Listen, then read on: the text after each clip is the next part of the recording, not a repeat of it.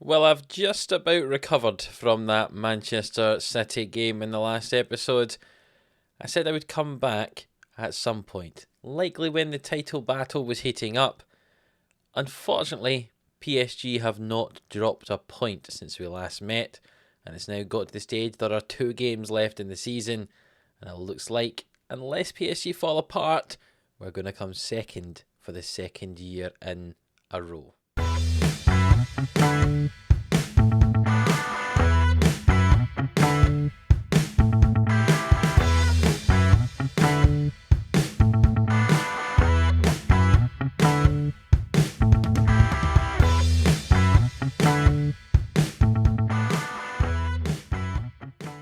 Yes, hello, welcome into Livestreams Sports. We have another episode of Glory Hunter on Football Manager 22 here with Monaco. If you missed the last one, go and check it out.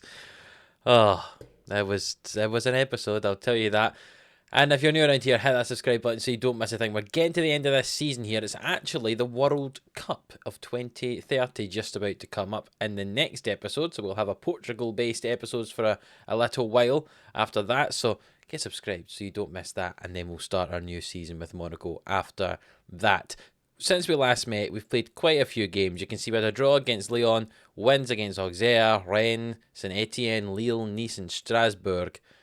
There's 2 games left to go, but you can see PSG are there. 5 points clear. So basically, if they win a game over the next 2, they have won the league. You can see they've had 4 draws, 2 of them against us, and 0 losses. Last year, we were unbeaten, remember. We ended up on 82 points, and PSG won the league with 89, even though they had lost a game that time around. Well, this time, we could end up on 89 if we win both of our games, and it's still not going to be good enough to win the league, because PSG have a chance to get to 94 points, and that is ridiculous, because there's only 34 games here in France, so 102 points is the most you can get, and they get 94. That's absolutely ridiculous. They've only conceded 8 goals all season. It's going to be hard to try to get through PSG. We have a look at their team. Some of them are a bit older. Look, 30s. You know, maybe there's a chance that they'll start to fall off. I'm not sure, though. It's actually getting to the stage that I'm not sure I want to be here as Monaco manager, because I don't think we're going to win anything. And I feel as if maybe I'm just wasting time. But I don't know. That's something to consider in the summer. The only reason I make that suggestion is looking at job security. The Liverpool job, Thomas Tuchel, took over the job actually mid-season, and he's not improved anything, so he's very insecure. But also Man United, Ernesto Valverde is insecure as well. They're in 3rd place in the Premier League. Is that something we could go and do and then try to come back to France afterwards? You know, we're now, 9 years into Glory Hunter here? Something along those lines, isn't it? So we're nearly halfway, and we haven't really done anything here in Spain. In France, not in Spain. We did do a lot in Spain. We haven't done anything here in France. We haven't won the league, even though we've had 2 really good seasons. It's just almost impossible to topple PSG. And then we've kind of failed the French Cup as well. Both times, quarter-final, knocked out. Very disappointing indeed. That's something we should win, especially if we can avoid PSG. But PSG have kind of won that competition quite a lot as well. The last 2 years that we've been here, PSG have won that trophy. They beat Metz in the final this year. It's tough, and I'm just kind of wittering on because I don't want to play these games, because if PSG do anything, then they will have won the league. And it's going to be sad, because we could nearly get 90 points and not win the league. Anyway, here we are. Here's the team for the game up against Rennes we play today. Cobble and goal, Darwin, Mustafa at the back, Felipe and Turk outside them, Thielman, Tushmeni and Fabian in midfield, as we've got an injury to Antonelli. Niang, Paretta and Salah are the front 3. Salah here retiring at the end of the year. We'll get him. He can play his last 2 games and hopefully get some goals before he goes out on a high. So here we are in our black. PSG are away to Strasbourg, who are down in 16th position. So it's unlikely they're going to drop any points there as we play the ball out from the back. Mustafa, who's developed quite a lot, the young centre-back, he's become a kind of starter for us in that centre-back position. It has meant that Turk's lost his place, so Turk's kind of been covering at left-back instead of Christensen, and that does mean that Christensen's lost his place, so it's quite hard. Maybe I go 5 at the back because we have such great defenders, but then I feel as if we lose, the attacking talents if we went to 5 at the back. So I don't know what's going to happen, but Salah has scored himself a goal here as I'm wittering on about future formations we might be playing. Salah has scored here, and we are 1-0 up inside 10 minutes, and Salah will be missed. I'll be honest, at the start of this season, I thought we will not miss Salah if he goes. We were maybe, his contract was running out at the end of the season. I thought we're not going to miss him at all, but we are. He's our top goal scorer this season, or certainly very close to being the top goal scorer this season. And even at the age of 37, he's been performing very, very well indeed, and that's something we're going to have to try to replace, because Maroney and Quinton have struggled in the striker position, which is why Salah's played so much this year, because Salah's not really played off the right. That's been Niang. Salah has started up front and he scored a second goal. That's just showing you how good he is as he goes and hits that free kick into the top corner, and we lead 2-0 here, and Rem have not yet had a shot in the game, and what a free kick that is from Salah right in the top corner. You see PSG are 1-0 up as well. Ruben Neves, we know him very well from being manager of Portugal. He scored the penalty for them, so they lead Strasbourg. So as it stands, even though we're winning this game quite comfortably, the league is going to PSG.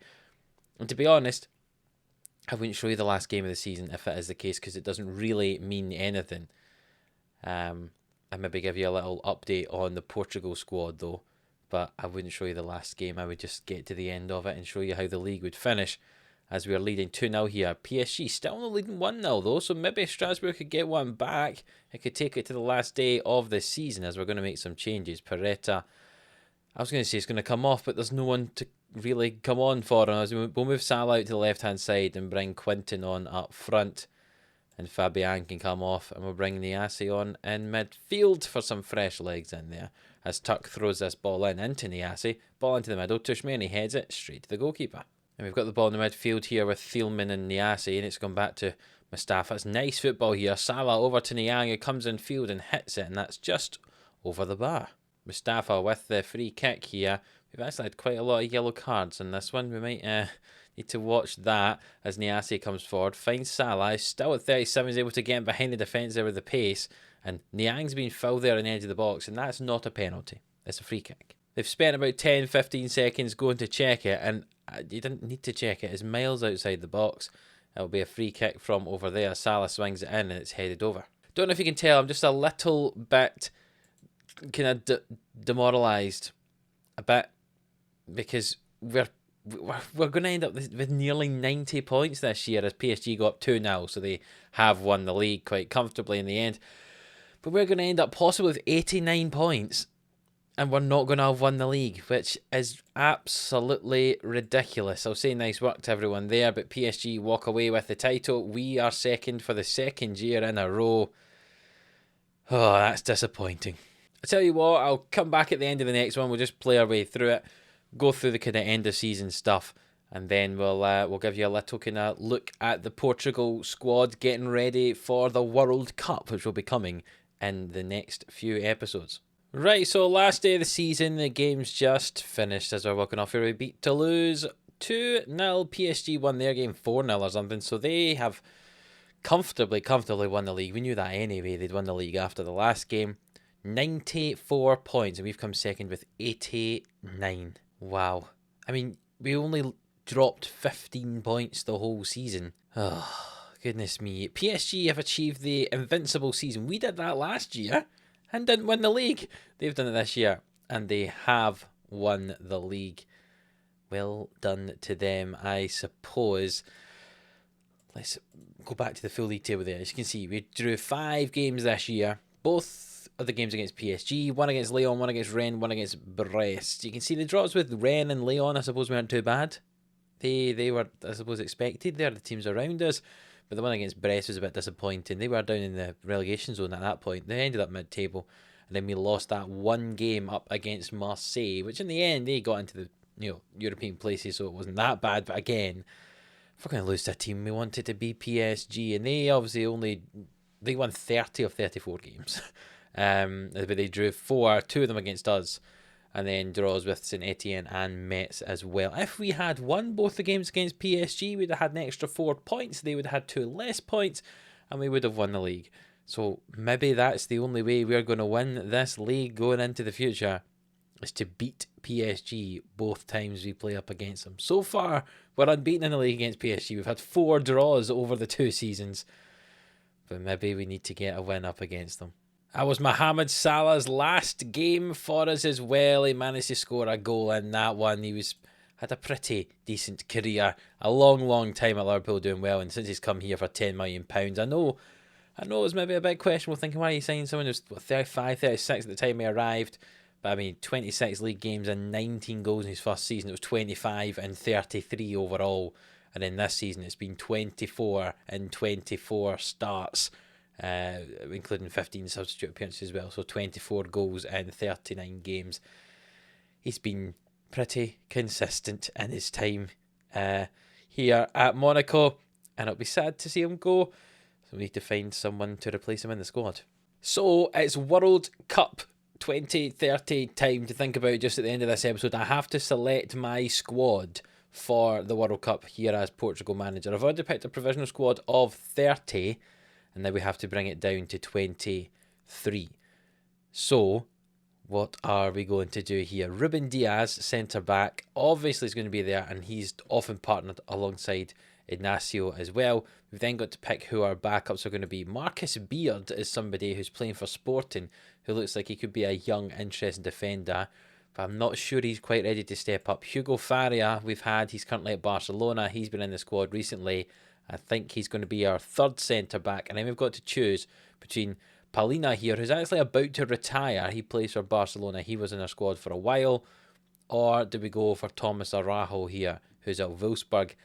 And I think, though Araujo's been the one that's been in the squad a lot recently, we're going to go with Paulina. He's about to retire after the end of the World Cup. But we're going to go with him just because he's got that versatility. He can cover in midfield if he needs to as well. And that's the 4 centre-backs that we need in the team. The next thing to decide is who is going to be our full-backs. I normally pick 2 in each position. For us, Dalot and Mendes are our starting full-backs. Correa as well gets in the squad. He's currently at Lyon, actually. He had been at Juventus, I'm sure, and before that Barcelona. He's normally the backup right back, but then we've got to pick the backup left back. The options are Machado, who is at Villarreal at this moment in time. He's had a few caps for us. He looks very solid. Or do we go Bruno Luis, who's a young player who I've been very impressed with. He's now at Real Madrid, and I think he is going to get called up. I feel bad. Basically, we had to replace Cancelo because he got very old after the last Euro squad. That's the only difference in these 4 fullback positions.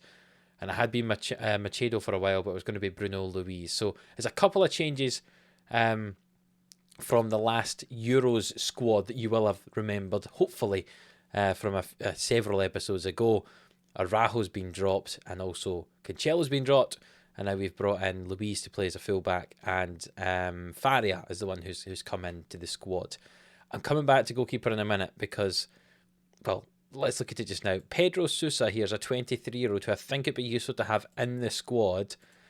Maximiano, probably time for him to get dropped. Andre Gomez is 25 years of age as well at Hoffenheim, and our first choice keeper for a long time now has been Diogo Costa. So I think we're going to go Costa, Gomez and Sousa as the 3. Moving forward, I like picking 6 kind of central midfielders and then 6 attacking players as the next ones there. And that's what we're going to have a look at now. Ruben Neves, Bernardo Silva and Bruno Fernandes are the starting 3 in central midfield for us normally. And their backups, I don't actually have a huge number in the squad because it's a fairly happy, 6 in there typically. Nunes is one of the midfielders who backs them up. Vitina as well. And most recently, it's been Rafael Luis. So we did have Braganza in there as a defensive midfield option. He kind of lost his place in the squad, and Rafael Luis has come in, and he's been very, very solid. So he is the backup defensive midfielder for us there. And now it's the 6 going forward, and this is where it gets difficult. I think, without doubt, we'll go with João Felix. That's a bit obvious. I think Trincão's an obvious one as well. And this is where it gets perhaps slightly less obvious. Rafael Leao's been brilliant for us since we've been Portugal manager, so he's in the squad as well. And Gonçalo Ramos has been our typical striker, and he's been great since he started for me, so he's in there as well. It means there's 2 places left, and I feel as if Joelson Fernandes has been great for us in that left wing position also, so he surely has to come in. And then it's, do we play with Diogo Jota? I would say yes. He's got 98 caps. Imagine dropping him before this. 98 caps, but you've got great options like Enrique Sergio is a really young striker. He's played 5 times just now and got 3 goals at Dortmund. He's definitely one for the future, but could he be one for now? Is it harsh to drop him, to not have him in this squad? Fabio Silva, someone who I've never, ever had in a Portugal squad. He was meant to be the next big thing, wasn't he? And I've never brought him into a Portugal squad before. Should he be in this one? And Fabio Vieira, there's been calls to bring him back into the squad for ages, and I just haven't done it, and I don't think I'm going to now. Basically, my decision here, in my opinion, is Enrique Sergio versus Diogo Jota. Now, it's tough. If we compare the 2 players together, you can see aerially Sergio's so much better, but technically attacking they're very similar. Jota's got better vision. Physically, Sergio's better. Oh, it's tough. It really is tough, but I think we're going to go with Jota, and it might change in the future. To be honest, I might not be here in the future, but I think I'm going to go with Diogo Jota, and that is our squad of 23. And it means now we are ready for the World Cup. The World Cup, which has been held in Spain. If we have a look at our group, we've drawn Australia and Canada, so it should be a fairly easy route out of the group and then into the knockout stages. And that's going to be the next few episodes here of Glory Hunter. Obviously, we're the current Euro 2028 holders. We've won the Euros. We've actually also won the Nations League. I didn't show you that because it wasn't part of Glory Hunter, but we did win the Nations League as well. Not just our group, the actual full competition. We're current Nation Leagues holders. But yeah, World Cup now 2030 in Spain. We've got Canada and Australia in our group, and those will be the games in the next episode as we look over at Portugal. But quickly touching back on Monaco to finish this season. You can see we're knocked out in the Champions League first knockout round by Man City. Let's not talk about that. That was a scarring episode, that one. French Cup, we lost to Nancy in the quarter-final. That was disappointing as well. We should have done better in that, and then came second in the league. Look at that. I mean, we won 28 of 34 games, and we still are 5 points behind the eventual league winners. Absolutely crazy. But it just shows you how crazy a season this has been, and it should be very interesting going into next year as well, and what will be our 10th season of Glory Hunter. We've won a few competitions so far. We need to win a few more. Hopefully, we can win the World Cup in 2030 here with Portugal, and that will be what we look at in the next few episodes before we come back and have a look at Monaco yet again for the next season. I'm saying Monaco at the moment. Maybe we'll move. I don't want to, I don't think. I've built up a really good team here. We just need to somehow get past PSG. If we turned that loss into a win and the draw into a win as well, we'd had the same record as them. We weren't far off. We're so much better than the rest of the teams when you look at the league table there. We just can't afford to drop points like we did. Oh, there's a lot to think about here in Monaco, but we'll put that in the back burner and we'll concentrate on Portugal for the next few episodes. So if you have enjoyed this one, please do leave a like on it. It really does help us out. Subscribe to the channel if you haven't already. And until the next episode of Glory Hunter, which is going to be the group stage of the World Cup in 2030, we'll see you then. And as if I needed it rubbed in anymore, there's a news story for you. AS Monaco record highest points total without winning the title. 89 points is a new record high without winning the league. Well, there we are.